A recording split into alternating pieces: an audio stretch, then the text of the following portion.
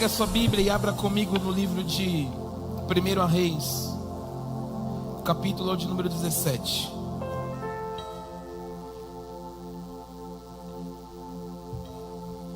E nós vamos ler o versículo de número 14. 1 Reis, capítulo 17. E o versículo de número 14. Se você não trouxe Bíblia, é só acompanhar comigo no Data Show. E diz assim: pois assim diz o Senhor Deus de Israel: sempre haverá farinha na vasilha e azeite no jarro, até o dia em que o Senhor enviar chuva. Vamos ler isso junto? Todo mundo no Data Show para ser a mesma versão. Vamos lá? 1, 2, 3.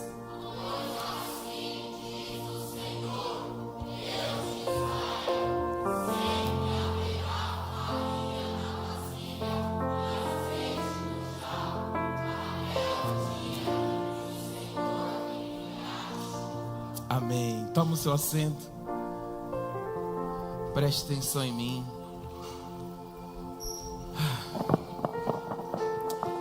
E naquilo que o Senhor tem para nos falar nessa noite. Última vez que ministrei, iniciei a história de Elias. Um profeta que agora aparece ativamente no seu chamado, enfrentando o rei Acabe. Rei Acabe, para quem não sabe, foi um rei pior do que o seu próprio pai foi no seu reinado. Casa-se com Jezabel e insere em Israel o culto a Baal. Agora Israel tem uma mixigenação, uma mistura de deuses. Falei também sobre a ideia da ousadia dele enfrentar o rei no momento em que tudo complicou. E o interessante que eu olho para esse texto é que Elias segue de uma forma, de uma obediência tão grande, que tudo aquilo que o Senhor vai direcionando para ele, ele vai. Assim que ele enfrenta Acabe e diz: olha, através da minha palavra, aqui não vai ter orvalho e nem chuva. O versículo de número 3 diz: Deus falando para Elias: sai daqui, vai para o leste, esconda-se junto ao ribeiro de Querite, nas imediações do Jordão. 4, você beberá a água do ribeiro, e eu ordenei aos corvos que sustente você naquele lugar. Nós precisamos compreender que toda a palavra, ela traz para nós algumas riquezas que estão guardadas. E nós encontramos e chegamos a viver e vivenciar essas riquezas que a Bíblia nos dá a partir do momento em que paramos para estudá-la. Ler rapidamente ou só não prestar atenção nos detalhes nos faz não viver algumas coisas. Quando Deus disse para ele ir para Querite, Querite no hebraico quer dizer lugar de cortar, lugar de colocar no tamanho certo. Em outras palavras, Deus está dizendo para Elias: Elias, eu preciso que você vá para Querite, porque lá em Querite eu preciso te modificar um pouquinho. Porque lá em Querite eu preciso te colocar no tamanho que eu quero e te fazer da forma que eu quero. Esse é o problema de quem não é obediente. Porque Deus quer nos levar para um lugar, e lugar esse é onde Ele quer nos transformar e nos fazer como Ele quer fazer. Elias chega nesse ambiente e agora Deus diz: vá para lá, fique lá, porque eu já dei ordem para que você seja sustentado. E 2 vezes ao dia, de manhã e no finalzinho da tarde. Elias vai para esse ambiente e lá ele tem o seu secreto com Deus. Ele tem o seu momento com Deus, e imagino, eu conjecturo, pensando que ele não tinha muitas coisas para fazer a não ser gerar intimidade com Deus. E nesse ambiente, e principalmente no ambiente do secreto, é onde nós conversamos com o Senhor através da oração. E para você que não sabe, a oração não é para nos dar algo, é para tirar algo de nós. É através da oração que nós colocamos em Deus as nossas necessidades. É através da oração que nós colocamos em Deus as nossas dificuldades. É através da oração que nós somos transformados. Só que a maior dificuldade, eu imagino, para um homem era que ele não tinha como buscar o seu sustento, a não ser confiar em Deus em dar para ele o sustento. E agora ele começa a ser alimentado. Só que um dia pela manhã, e isso está no verso de número 6, ele vai procurar água no ribeiro e não tem água. Por que não tem água? Porque a palavra que ele disse para Acabe agora se cumpriu: não tem mais água na cidade. Agora Deus entende que Elias está da forma que ele quer e está preparado para viver aquilo que ele haveria de enfrentar. E normalmente nós, quando não somos tão obedientes assim, nós vamos caminhar, nós vamos para o próximo passo, para a próxima fase, mas se não obedecemos ao que Deus tem para nós, nós não vamos estar preparados para aquilo que temos de viver. Só que Elias agora tem uma outra direção de Deus. No verso de número 8, está escrito assim: então a palavra do Senhor veio a Elias dizendo: levante-se e vá para Serepta, que pertence a Sidom, e fique por lá. Ali ordenarei a uma viúva que dê comida para você. Esse período de intervalo que Elias fica no Querite até a água se acabar, os estudiosos vão dizer que são de 3 a mais ou menos 4 meses. Agora ele precisa sair do lugar onde está e ir para um segundo ambiente que Deus está o ordenando ir, e Deus já está dizendo para ele: só que lá eu já ordenei para que uma viúva te dê alimento. Ele não sabia que viúva era aquela, mas ele precisaria ir para lá, Sarepta. Eu imagino ele chegando agora em um ambiente que ele não conhece ninguém. Lucas, capítulo de número 4, versículos 25 e 26, diz o seguinte: que Elias vai para Serepta e lá existiam muitas viúvas. Não era uma, eram muitas. E que para você que não entende um pouquinho da cultura antiga, a viúva, ela já não tinha muitas vezes como se sustentar, como ter alimento para ela e para os seus filhos, porque naquele momento o provedor da casa quem era? O marido. Não era como hoje, as mulheres trabalham, ajudam em casa, têm o seu ambiente, têm o seu dinheiro. Não, naquela época não, era o marido que era o provedor de sua casa. Então, por ser uma cidade que tem muitas viúvas, o que acontece naquela cidade? Tem uma crise muito grande. Então há muitas mulheres que não têm o que comer, e se tiver o que comer, é muito pouco.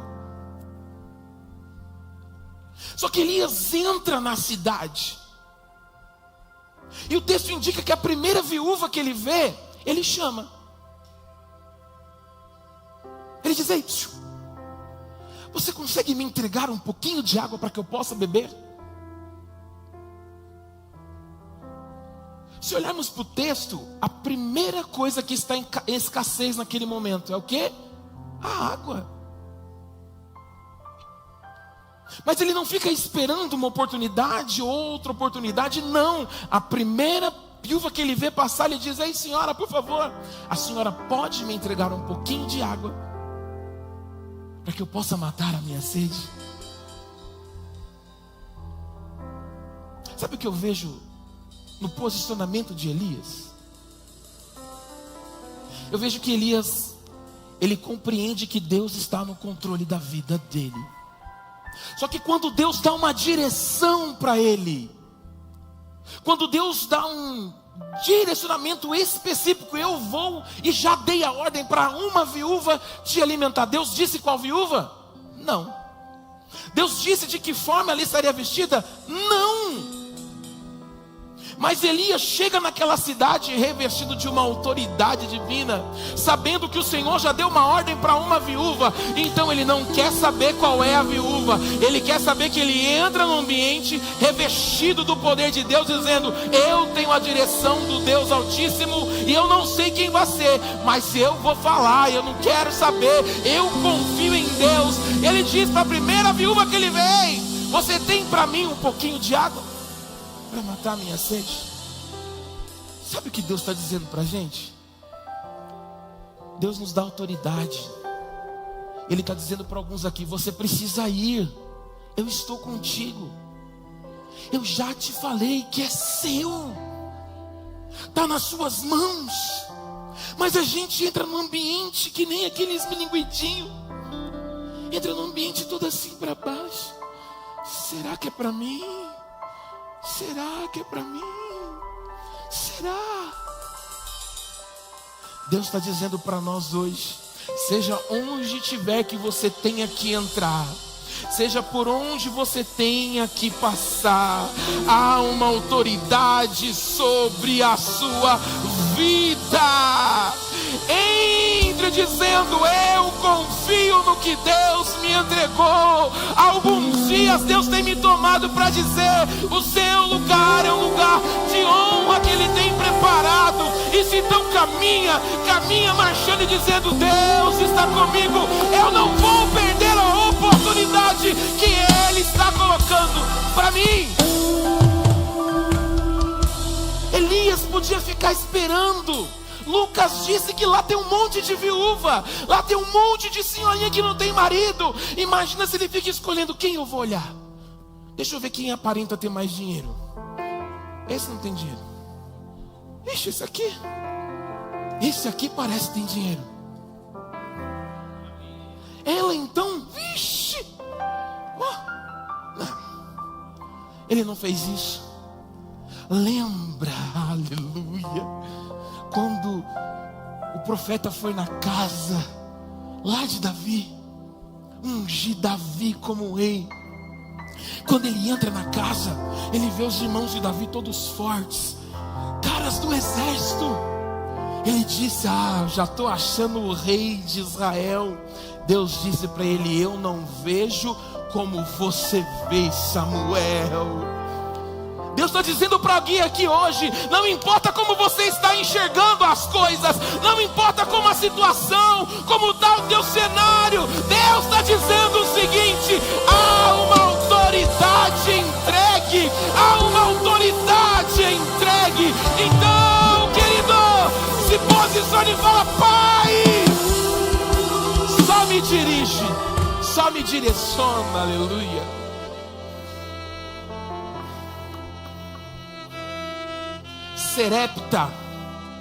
Sarepta, lugar de fundição, lugar de refinar.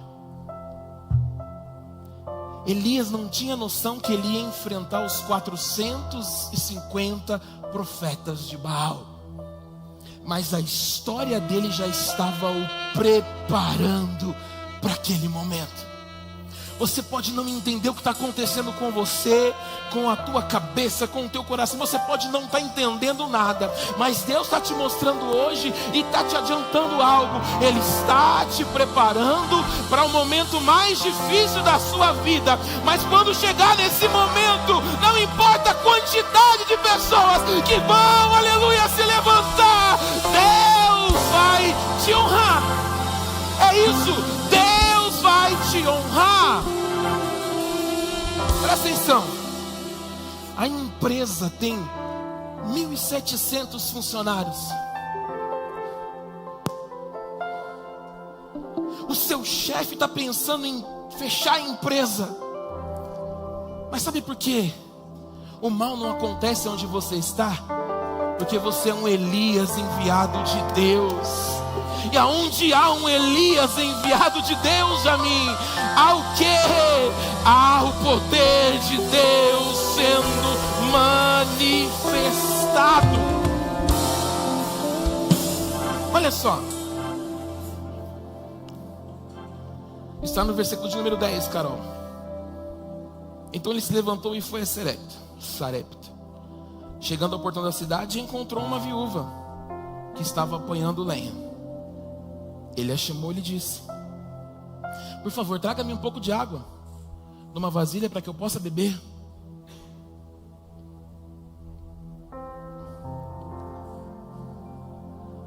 Aquela senhora não hesitou, não foi pensar, ou foi olhar para Elias e falar: quem é você?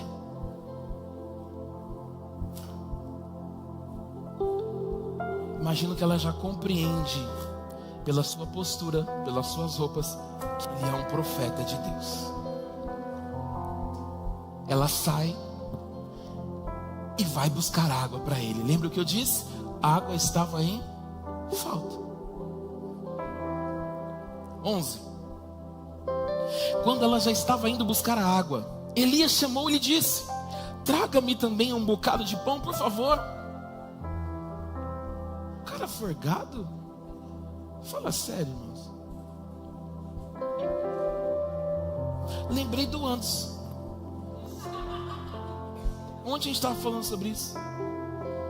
Nós vamos fazer uma pesquisa no campo, né, Anderson?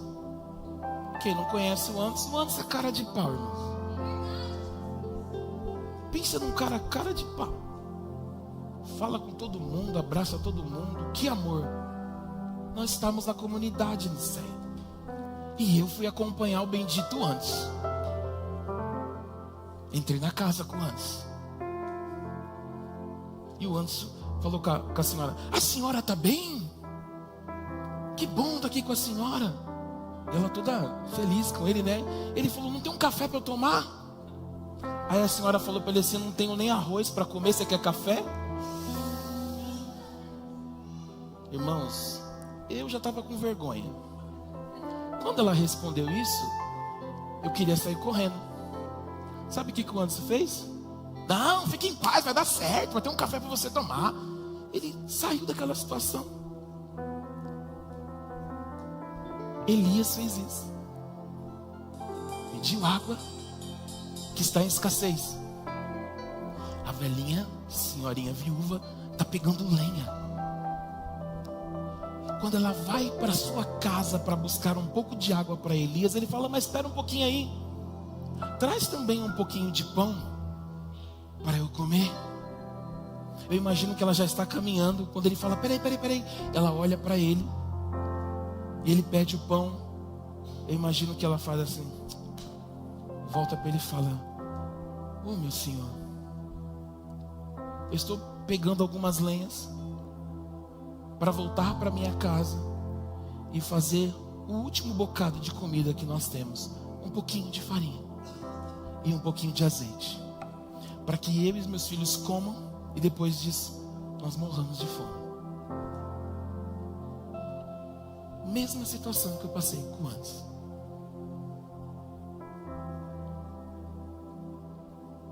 Sabe o que eu imagino Elias pensar?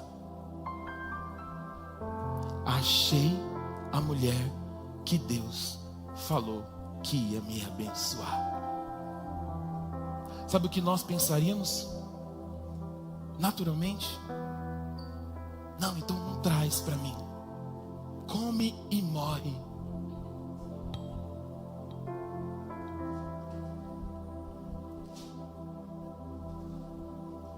Elias representa o Deus vivo. Essa mulher representa nós, homens e mulheres naturais, vivendo dias difíceis, vivendo dias complicados. Só que essa mulher, ela está em um cenário totalmente complexo. Ela está em um cenário totalmente de escassez. Ela está em um cenário onde ela não tem previsão e não tem noção do que poderia acontecer para a sua vida mudar, para que ela tivesse alimento para os seus filhos. Irmãos, eu sei o que é isso, porque um dia minha filha pediu leite e não tinha leite. Eu conheço algumas pessoas que um dia precisaram de arroz e foram na vasilha do arroz e não tinha arroz. Eu sei que pessoas um um dia precisaram de manhã comer um pãozinho com manteiga, mas não tinham dinheiro para comer o pãozinho com manteiga. Ei, essa mulher aqui está nos mostrando que se há fé, ainda há uma esperança. Se há fé, a única coisa que vai transformar a nossa história é uma palavrinha: posicionamento. Eu tenho dito aqui há alguns dias: não há ninguém tão pobre que não tenha o que oferecer, que não tenha o que ofertar a Deus. Essa mulher está provando isso. A sua pequena quantidade de farinha e de azeite é a única coisa que ela tem. Mas o Senhor enviou um homem de Deus lá, carregado de autoridade. Ela olha para aquele homem, percebe que há um Deus que está representando aquele homem, quando ele diz: faça para mim um pãozinho, eu vou comer, depois os seus filhos comerão. Ela não questiona ele, ela volta para casa, pega a água, faz o pãozinho e leva para o profeta. Versículo que nós lemos, não vou chegar nele ainda não. A mulher diz assim no versículo 12, Carol: porém ela respondeu, ela olha para o profeta e diz: tão certo como vive o Senhor, o seu Deus, não tenho nenhum pão assado, tenho apenas um punhado de farinha numa panela e um pouco de azeite num jarro. E como você pode ver, apanhei 2 pedaços de lenha e vou preparar esse resto de comida para mim e para o meu filho. Vamos comer e depois morreremos de fome. Sabe o que essa viúva está fazendo? Ela está expressando a sua situação, coisa que muitos de nós não temos coragem de fazer para Deus e nem para o próximo. Sabe por quê? Eu disse na escola bíblica hoje, as pessoas, como a minha filha iniciou o culto dizendo, a maioria das pessoas são pessoas rasas em Cristo. O que é ser raso em Cristo? É olhar para uma pessoa e julgar por aquilo que você olha. É olhar para uma pessoa e não amar ela. Quando nós estamos rasos na fé, rasos em Cristo, nós olhamos para uma pessoa e nós vamos julgar pelo que vemos. Imagine se o nosso Jesus olhasse para nós, quem nós somos e como somos. Ele nos abençoaria? Ele nos daria o direito da salvação? Não. Agora, se eu estou ligado em Cristo, se eu estou aprofundado em Cristo, quando o meu irmão chega até mim e conta uma necessidade, o meu coração fica tão apertado que enquanto eu não conseguir resolver aquela necessidade, eu não vou ter paz. Quer um exemplo disso? O Anderson voltou daquela visita agoniado.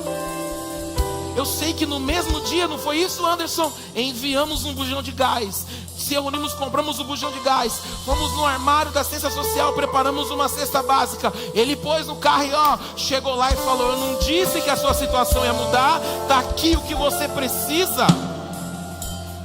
Nós precisamos olhar para as situações e entender que nós somos às vezes muito Elias. E o Senhor vai colocar viúvas como essa na nossa frente para a gente se posicionar e entender que nós podemos abençoar. Mas muitas vezes nós somos essa viúva que não temos coragem de admitir que precisamos de ajuda. Eu estou mal, está difícil, está doendo, está complicado e eu não sei o que eu faço. Deus está dizendo assim: você precisa expressar a sua situação. Não adianta viver com a capa do Batman não, irmãos.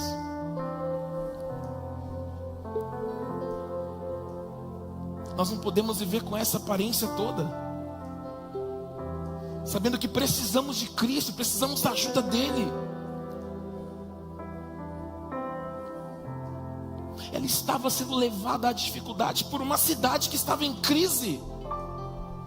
E sabe qual é o pior? Talvez ela nem sabia e nem imaginava que quem deu a ordem para parar de chover foi Elias.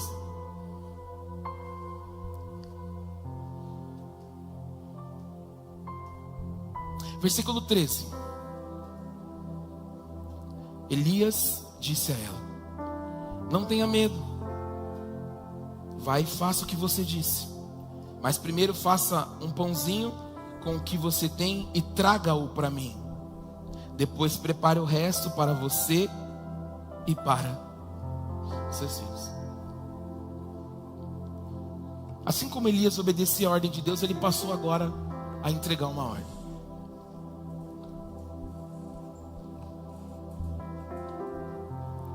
Sabe o que eu penso? Às vezes a gente chega na igreja, no ambiente de culto, com o emocional abalado. Porque essa palavra não fala só sobre posses, sobre dinheiro. Não.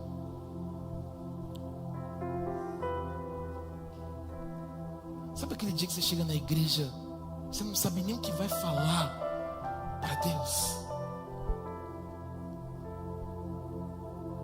Porque é tanto problema, é tanta dificuldade, as portas se fecham, as coisas enrolam, parece que não acontece, parece que não vai ter nada mais. Aí a gente chega na igreja para prestar culto a Deus, não consegue falar nada. O louvor começa. Me dá um sol, vai. Uma chance igual a essa. Aí a gente não consegue cantar. O que dá vontade é chorar. É falar: Pai, eu não tenho palavras. Eu não consigo. Tá difícil. Tá doendo. Tá complicado. Deus está dizendo para nós: mesmo que a sua força é tão pequenininha, mesmo que o que você está passando não te deixa ver nada, não tem problema. Isso que você tem, mesmo que seja tão pequeno, utiliza isso para me entregar algo. E não se preocupe, porque mesmo que você me entregue é pequeno, eu vou te entregar aquilo que você precisa. Porque não é pelo tamanho daquilo que você entrega, é pelo tamanho do Deus que eu sou. Não é pela altura que você grita, mas é pela força que eu tenho para decretar uma mudança, para decretar uma transformação. Deus está dizendo o seguinte: não importa como está a sua força ou o tamanho dela, mas Ele está de braços abertos, dizendo o seguinte: eu continuo dando ordem ao teu favor. Algo interessante que eu gostei desse texto. Versículo 14. Porque assim diz o Senhor, Deus de Israel: a farinha da panela não acabará, e o azeite do jarro não faltará, até o dia em que o Senhor fizer chover sobre a terra.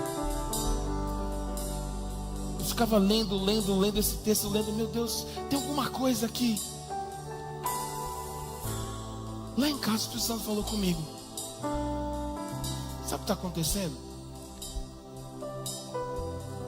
Muita gente passa pelo tempo de crise, pelo tempo de dificuldade, oferece a sua vida, oferece o seu melhor a Deus, mesmo apertadinho, dizima, oferta, tem algum movimento na igreja, ajuda, abençoa, mas está bem apertado. Aí Deus está dizendo: olha, não vai faltar o azeite, não vai faltar a farinha, não vai faltar, não vai faltar.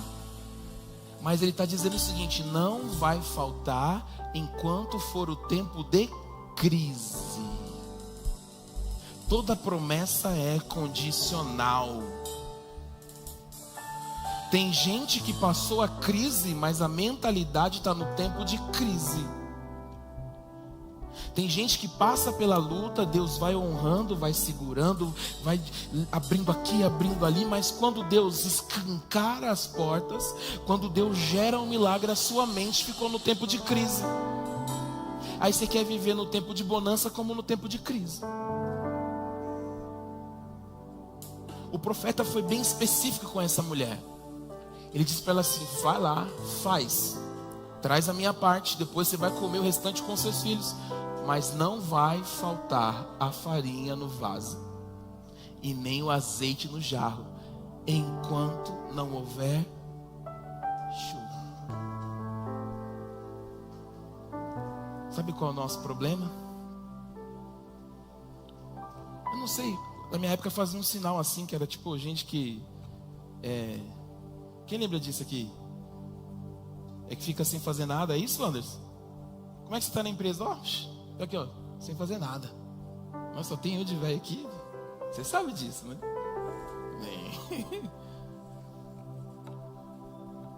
Tem gente que quer só que Deus envie o alimento para você não ter força, para você não fazer nada. Sabe por quê as coisas enrolam para você? Porque sua mente está no tempo de crise, e Deus quer te tirar do tempo de crise.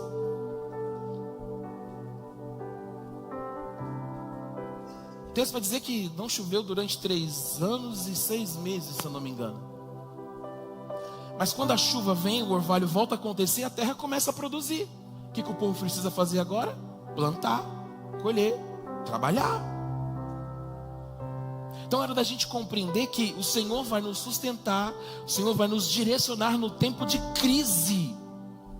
Mas vai haver um momento que a crise termina e o Senhor começa a escancarar tudo para nós. E o que a gente precisa fazer? Entender que o tempo de crise passou e agora a gente vai colocar a mão na massa e falar: Senhor, obrigado porque o Senhor me sustentou, me ajudou, mas agora eu também preciso me posicionar para fazer e viver muito mais. Porque assim como você também passou o tempo de crise, existem pessoas que hoje estão passando o tempo de crise e Deus abre a porta para você, para que você se posicione agora para ser aquele que vai abençoar no tempo de crise. Eu quero profetizar algo, se você está aí para receber. Deus está dizendo: crises estão chegando ao fim, porque agora você não vai pegar emprestado, você vai emprestar. Agora você não vai chorar porque não tem, você vai dizer: Pai, obrigado que as portas se abriram e eu posso abençoar. Metanoia, mudança de mentalidade. Deus está virando cativeiros. Deus está virando cativeiros. Mas não viva com a mentalidade da crise. Essa senhora estava em uma crise, mas agora, através do profeta, Deus visita a casa dela, traz para ela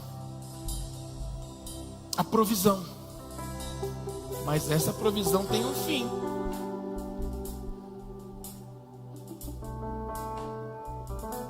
Como é que está a nossa vida para entender isso?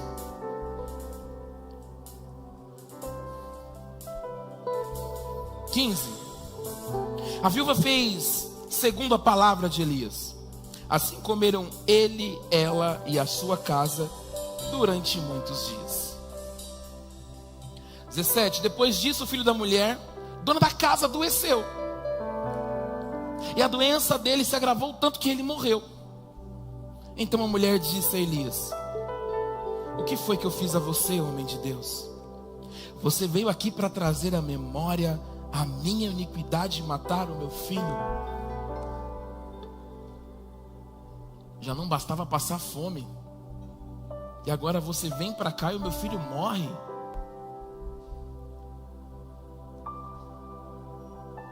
Você já passou por essa situação? Você está naquele problema tão difícil, Davi. Você tem problema, Davi? Você tem problema, Davi? Tem problema nada, Davi?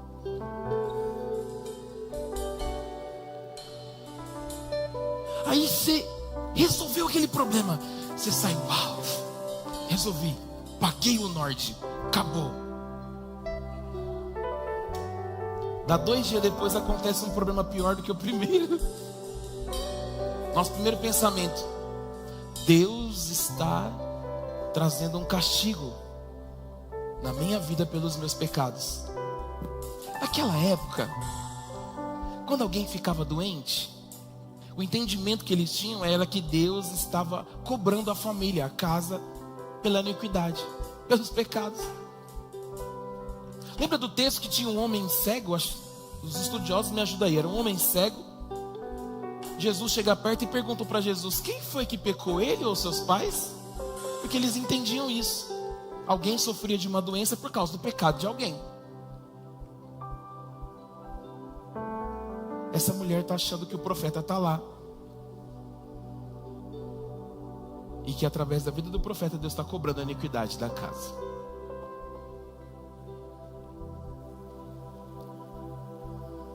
Sabe o que eu vejo aqui? A culpa. Nós sempre vamos querer jogar a culpa em alguma situação ou em alguém.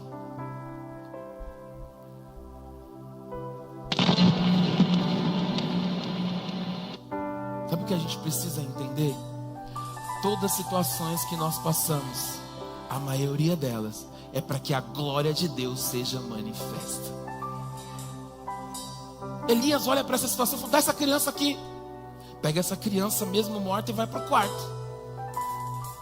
No quarto agora Elias fala com Deus: e aí, Deus? Eu vim para cá, o Senhor pesou a mão na mulher? Como assim? Elias vai cobrar Deus, literalmente cobrou Deus. E Elias diz que o Espírito, o fôlego de vida volte para essa criança. A criança ressuscitou. E Elias volta para a sala e traz a criança viva para aquela senhora. Existem situações que vão acontecer para nos desestabilizar. Essa mulher acaba de ser alcançada pelo poder de Deus e pela provisão na sua casa. Mas algo tentou desestabilizar ela para que ela não vivesse daquilo que o Senhor gerou. Por isso a importância de nós estarmos juntos. Do que a palavra diz, oremos uns pelos outros. É tão maravilhoso entender que o Senhor continua operando mesmo quando nós não temos força. Às vezes o grupo da igreja está lá: teu irmão fulano está doente, vamos orar. Ora pelo irmão. Talvez ele não tenha força para naquele momento orar, mas você está lá de pé dizendo: Pai, abençoa ele, cura ele, restaura ele. Assim como nós vemos com a Jennifer, filha da Gisele, a irmã Marisa está aqui, a irmã Luz, nós estamos orando, Deus transforma a situação. A Jaque, nós oramos, Deus faz o milagre, Deus fez o milagre. Isso quer dizer que tem situações que vêm para tentar desestabilizar, porque algo de bênção já está preparado para acontecer. Mas nós estamos aqui atentos: Deus, eu sei que essa situação é para me parar, para que eu possa resistir, mas eu sei que o Senhor pode mudar essa história, e rápido. Nós precisamos sair do tempo de crise e entender que situações vão acontecer para nos parar, para nos bloquear, mas o Senhor continua tendo controle nas mãos dele. O Senhor continua tendo controle como Deus nas nossas vidas. Olha o que Tiago diz.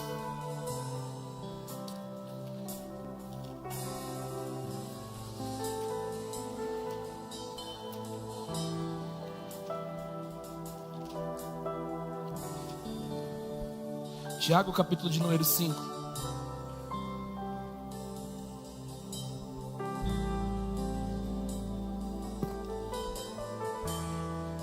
Vamos começar do versículo de número 16.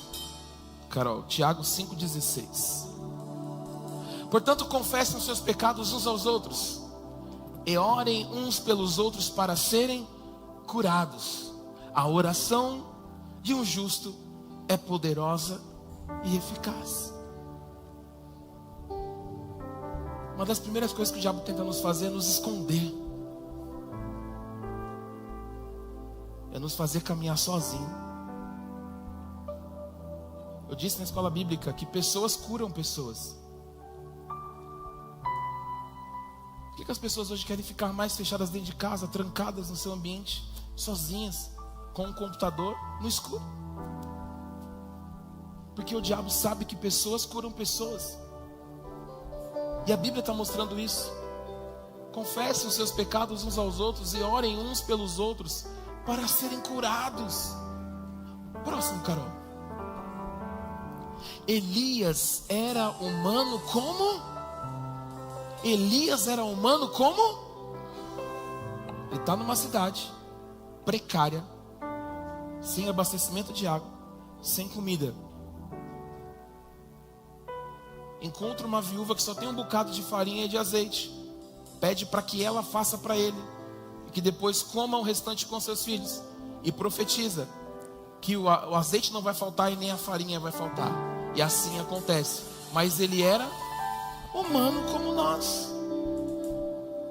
Ele orou fervorosamente para que não chovesse. E não choveu sobre a terra durante 3 anos e meio. Quando Elias está na frente de Acabe, ele não orou na frente de Acabe. Ele só declarou: através da minha palavra, não vai ter mais orvalho, não vai chover. Olha que lindo isso. Estava conversando com o Breno hoje, e a gente foi entender qual é a função do profeta.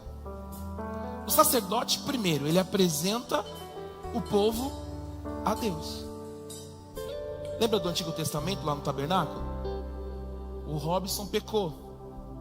Ele levava um animal referente ao tamanho do seu pecado. Chega o Robson com um elefante lá. É porque ele é grandão, né? Então... Aí o sacerdote pega o elefante, prepara para o sacrifício e apresenta a vida do Robson a Deus para a remissão dos seus pecados. O profeta é a voz de Deus para o povo. Então, se olharmos à luz das Escrituras, o profeta sofria mais. Por quê? Lembra de Jonas? Por que Jonas fugiu? Porque ele levava uma mensagem de arrependimento para Nínive. Lá em Nínive, prostituição, estava feio o negócio. Deus disse: Jonas, você vai lá e vai falar para ele se arrepender, senão eu vou pegar todo mundo e ó, acabou. Nínive falou não, Jonas falou: não quer não, vazou fora. Então os profetas são levantados para ser a voz de Deus para o povo, para confrontar o pecado, principalmente. Mas há um segredo na vida de Elias. Elias era humano como nós. Ele orou fervorosamente. Dá essa harmonia aí, vai. Sabe o que acontece? Vai pro teu quarto, entra nele, fecha a porta. E lá você vai orar. Tem gente que vai orar deitado, sentado, vai ajoelhar, não sei como vai orar. Mas lá no secreto dele, ele orou ao Senhor dizendo: Pai, se eu sou voz do Senhor aqui na terra, eu creio que eu vou fazer alguma coisa para que esse povo que esqueceu de Deus se movimente e compreenda que Deus não está morto. E dentro do quarto dele, ele foi orando, clamando, buscando, gerando intimidade com o Senhor. O texto diz o seguinte: busque ao Senhor no teu secreto e Ele vai te honrar publicamente. Quando Elias chega na frente de Acabe, agora ele se mostra publicamente dizendo: é a minha palavra, não vai ter orvalho e não vai chover. 3 a 4 meses depois, não tem chuva. Aquilo que ele estava buscando lá no secreto, Deus honrou ele publicamente. Sabe como você muda de mentalidade? Sabe quando você vai ter ousadia para sair do tempo de crise para o tempo de bonança? Quando você tomar vergonha na cara e começar a encontrar Deus e dizer: Pai, eu quero me encher de Ti. Não é para ser visto, mas é para ter ousadia por onde eu passar. Irmãos, tem oração, mas tu não vem.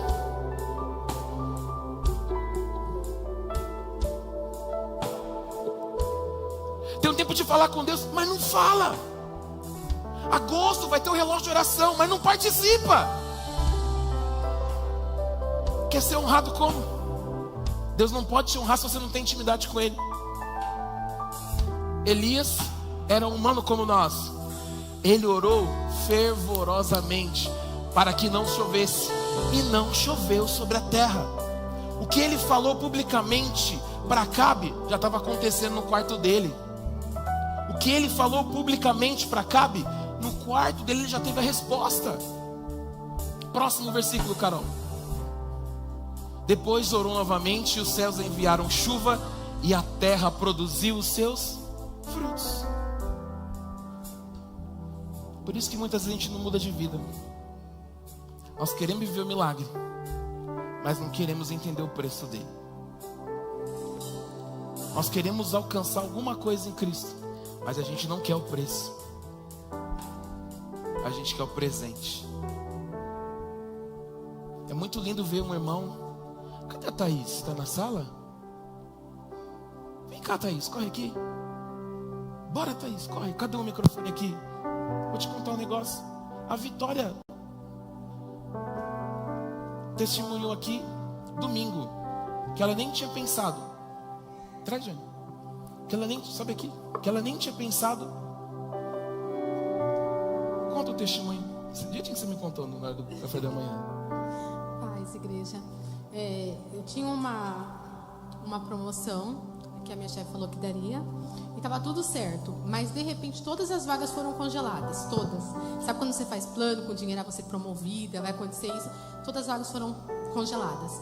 E daí eles fizeram uma reunião e de repente me chamaram: Thaís, você vai receber um mérito porque você merece, nós não conseguimos te promover agora. Eu falei: tudo bem. Um mérito normalmente é 10% do salário só. Quando eu abri a carta que eles me deram, era exatamente o valor da minha promoção. E assim, glória a Deus, eu já na hora comecei a tremer. Eu falei assim: Senhor, mas tá bom, quando você recebe um mérito, você demora 1 ano ainda para ser promovido. E essa semana ela me chamou para o feedback. Ela falou assim: eu ainda não esqueci da sua promoção não, viu? Você ainda será promovida e esse mérito, ele vai te acompanhar até os últimos dias da empresa. Então, praticamente dobrou aquilo que eu estava esperando. Então, o meu ano de transbordar já começou. Deixa eu ver isso aí. Pega ali, John. Ei! É sobre isso que eu tô falando. É que ela ficou nervosa que eu chamei de sopetão. Mas ali no café da manhã hoje na escola bíblica, ela disse assim: pastor, eu não tinha nem pensado como isso ia acontecer. Mas a palavra profética sobre nós é essa: aquilo que nem pensamos ou pedimos, Deus tem abundantemente mais. A Thaís estava meio borocochô na igreja, mas de repente Deus tomou conta do coração dela, do maridão dela, da família. Estão na igreja, está disponível na obra, está fazendo, está acontecendo. Sabe qual é o nome disso? Mudança de mentalidade. Saiu do tempo da crise para viver o tempo da bonança. É sobre isso que eu estou falando. A gente quer mudar, quer viver, mas não faz. Nós queremos alcançar, mas não faz. Deus está chamando pessoas hoje para terem atitudes diferentes. Você vai entrar no cenário como a Thaís lá, estava para ser promovida, bloqueou tudo. Tem gente que vai falar assim: eu vou pedir as contas, Vinícius, porque bloqueou a promoção, vou pedir as contas. Mas quem não vive mais com a cabeça no tempo de crise vai dizer: pode ter bloqueado, mas o meu Deus faz de uma outra forma, de um outro jeito. E aonde não tinha, aparece. Aonde não havia, vai haver. Porque eu não vivo num tempo de crise, eu vivo em um tempo, Jamim, de bonança. É de bonança.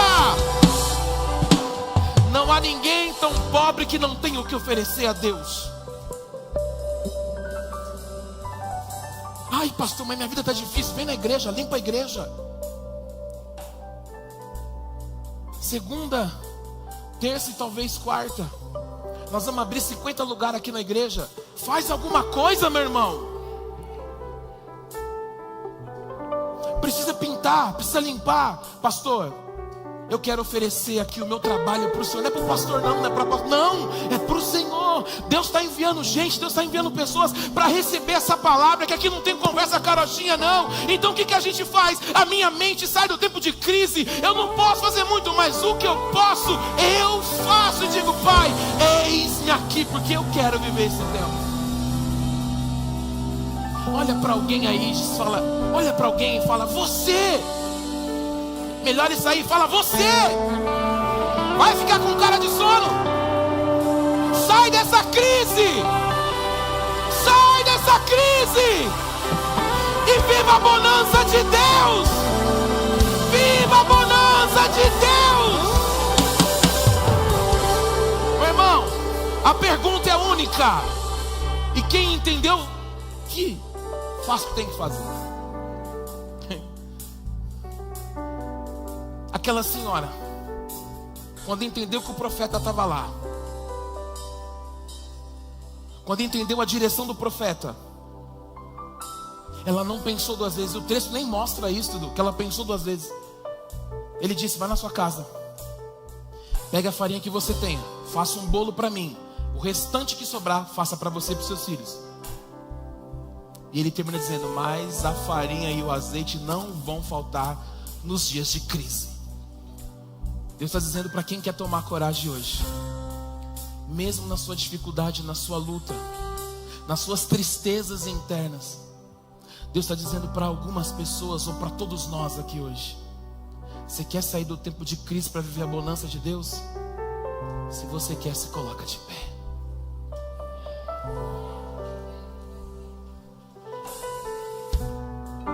Eu não sei como é que está a sua situação na empresa onde você está. Eu não sei como é que está a situação da sua despensa. Eu não sei se você tem conta de luz atrasada. Eu não sei se você tem conta de água atrasada. E eu não quero saber também. Quem precisa saber disso hoje para mudar a tua história é o seu Deus. Porque aqui é um profeta. Depende da forma que você vai sair daqui hoje para a tua história mudar. Ah, mas isso é tão horrível. Ah, não vai rolar, não vai dar certo. Se você sair com esse pensamento, Deus não pode fazer nada por você. Mas se a tua mentalidade mudar hoje, Deus te tira do tempo da crise para o tempo de bonança. Ele vai enviar um Elias na tua vida, lá onde você estiver. Mas sabe o que vai acontecer? Eu começo a profetizar agora. Se você tem um comércio, você não vai dar conta de pessoas que vai entrar lá. Se você tem algum tipo de mão de obra, você não vai dar conta para resolver tanta coisa que vai te procurar, tantas pessoas. Você vai estar na empresa. Oh, Senhor, obrigado. Alguém vai te procurar e vai falar: eu tenho um lugar melhor para você. Eu tenho um lugar melhor para você. Ei, existem pessoas com sonhos guardados. O Senhor está falando o seguinte: esse sonho vai sair da gaveta. E esse ano, Efésios 3:20, Deus vai fazer abundantemente mais sobre a tua vida. Hoje é dia de sair da crise para viver a bonança. O Senhor está me falando pessoas que estão com vontade de comer um lanche e não está conseguindo dinheiro para comer um lanche. Ai, Senhor, o meu sonho era ir naquele restaurante. Deus está dizendo: deixa o seu sonho comigo, porque eu vou realizar e vou te dar. Nossa, eu vejo o irmão foi lá, eu tenho tanta vontade e não tem problema. Deus está preparando o caminho para você realizar o seu sonho. Tem gente que acha que isso é tão pequeno, Gui. Ai, mas isso não parece, né? O seu sonho para mim pode ser pequeno, mas para você é o seu maior. Deus está dizendo assim: Guilherme, eu vou realizar. Vai acontecer. Não há ninguém tão pobre que não tenha o que oferecer a Deus. Gostaria que você fechasse os seus olhos. E a esse som gostoso, faça a sua oração.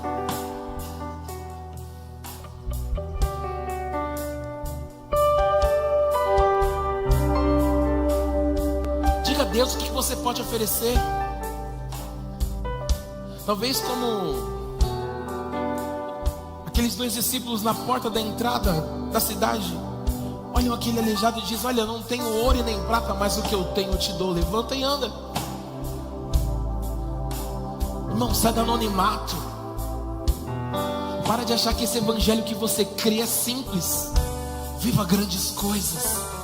Viva grandes coisas. Deus está entregando ousadia para pessoas aqui hoje. Deus está tirando a mentalidade da crise de pessoas aqui hoje. Deus está mudando cenários aqui hoje. As contas atrasadas não vão tirar sua paz. Deus está te dando sabedoria para administrar o que está vindo na tua mão. Ei, a sua despensa, fiquem tranquilo. Deus está enviando a provisão para a tua despensa. Ei, você hoje está vivendo uma metanoia, uma mudança de mentalidade. Deus está dizendo: saiu do tempo da crise para o tempo da bonança. Ah, profeta na casa,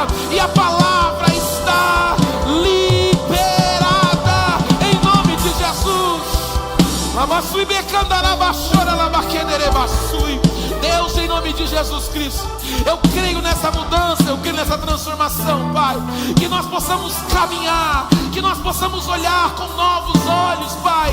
Olhar como a águia, Senhor, e entender que cada situação, cada ambiente, o Senhor tem uma oportunidade nova para nós, Pai.